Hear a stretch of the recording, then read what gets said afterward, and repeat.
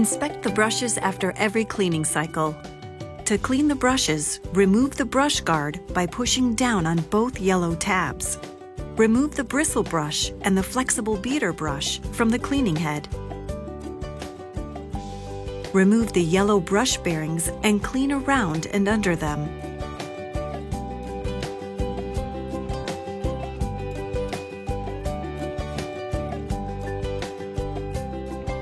Use the cleaning tool to easily remove hair from the bristle brush by pulling the tool over the brush.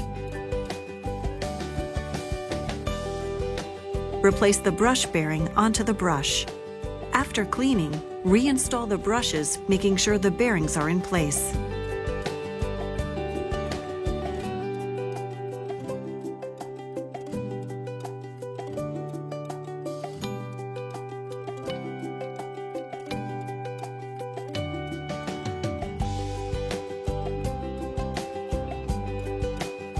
To clean the side brush, loosen the side brush screw. Remove the side brush. Remove the hair and debris on the side brush and module.